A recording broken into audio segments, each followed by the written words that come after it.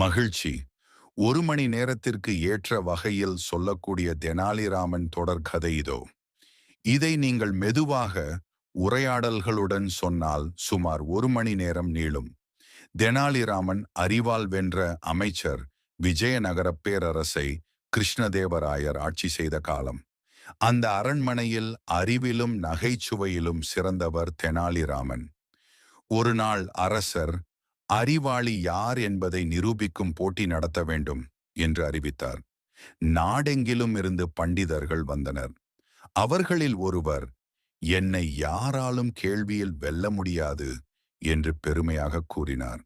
அரசர் சிரித்தபடி, தெனாலிராமா, இவருடன் பேசிப்பாரு என்றார்.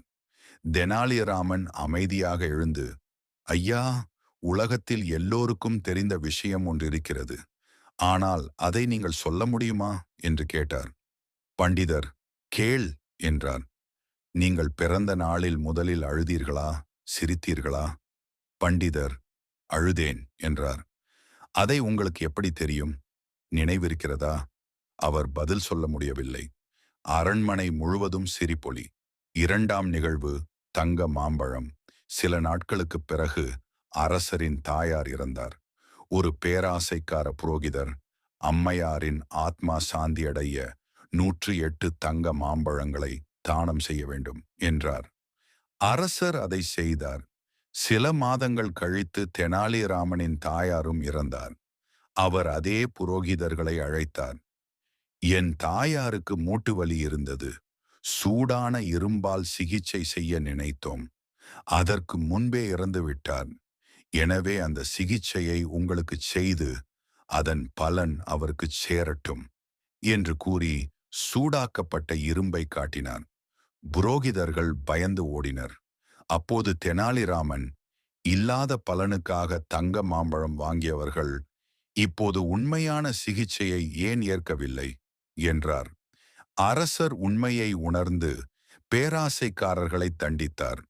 மூன்றாம் நிகழ்வு, பூனையும் பாலும். ஒரு நாள் அரண்மனையில் எலிகள் அதிகமானதால் ஒவ்வொரு வீட்டிற்கும் ஒரு பூனையும் ஒரு பசுவும் கொடுக்கப்பட்டது. எல்லோரும் பூனைக்கு பால் கொடுத்தனர். ஆனால் தெனாலிராமன் முதல் நாளே கொதிக்கும் சூடான பாலை கொடுத்தார். பூனையின் நாக்கு சுட்டது. அதன் பிறகு அது பாலை பார்த்தாலே ஓடிவிடும். சில மாதங்களுக்குப் பிறகு அரசர் பூனைகளை பார்வையிட்டார். மற்ற பூனைகள் எல்லாம் குண்டாக இருந்தன. தெனாலிராமனின் பூனை மட்டும் ஒல்லியாக இருந்தது. அரசர் கோபப்பட்டார்.